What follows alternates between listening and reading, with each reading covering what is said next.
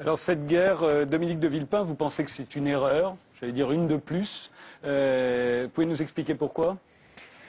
Les interventions militaires, quand elles sont circonscrites avec un objectif ciblé, limité, peuvent être efficaces. Et elles font partie de l'arsenal que toute démocratie doit être capable d'utiliser dans certaines circonstances, avec raison et de la façon la plus maîtrisée possible.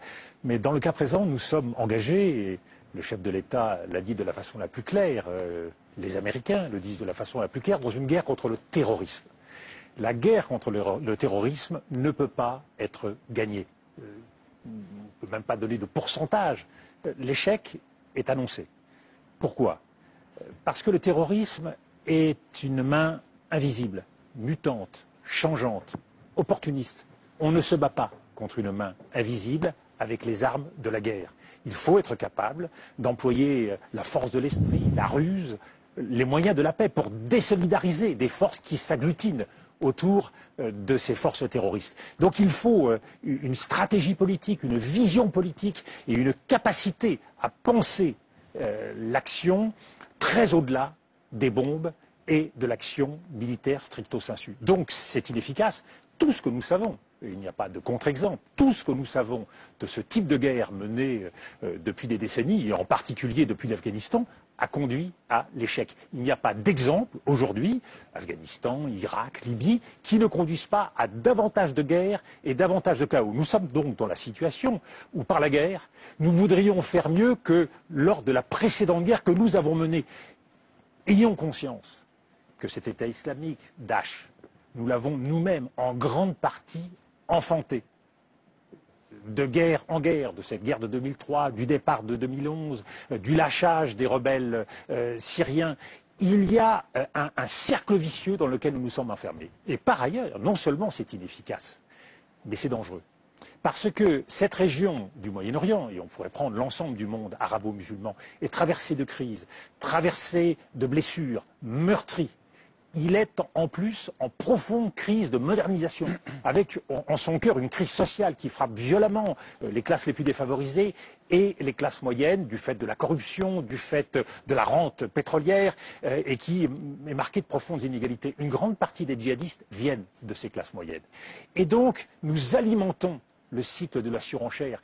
On veut croire que les images d'horreur que nous voyons malheureusement de ce côté-ci sont des repoussoirs. Mais ce sont aussi des phénomènes d'aimantation pour certains. On ne voit pas les mêmes images de l'autre côté de la Méditerranée. On ne voit pas le même spectacle, on ne les interprète pas de la même façon parce qu'il y a des identités blessées. Et ce qui est vrai là-bas est malheureusement aussi vrai chez nous. C'est-à-dire que la surenchère, elle a des conséquences dans le recrutement des djihadistes là-bas et elle a des conséquences ici. Par ailleurs, nous frappons en Syrie et en Irak. Nous frappons un ennemi terroriste. Et quel est le résultat? L'horreur que nous connaissons pour notre compatriote Hervé Gourdel, qui est, lui, lâchement assassiné où? Dans les montagnes d'Algérie. C'est dire que demain, toutes ces minorités qui brandissent l'étendard de l'islam, agissent au nom de l'islam. Ce n'est évidemment pas l'islam le problème. C'est le drapeau de l'islam qui est brandi. Eh bien, ces minorités qui existent aussi bien en Birmanie, en Malaisie, en Thaïlande, en Indonésie, dans l'ensemble du monde arabe, de la même façon au Maghreb ou en Afrique, eh bien, partout, ces minorités peuvent se solidariser. C'est-à-dire que nous assistons, par cette guerre contre le terrorisme, à une cristallisation de l'ensemble de ces groupes qui établissent des passerelles entre eux, une surenchère pour savoir quel sera le plus cruel, le plus meurtrier, le plus violent, parce que c'est une façon d'attirer les djihadistes, d'attirer de l'argent.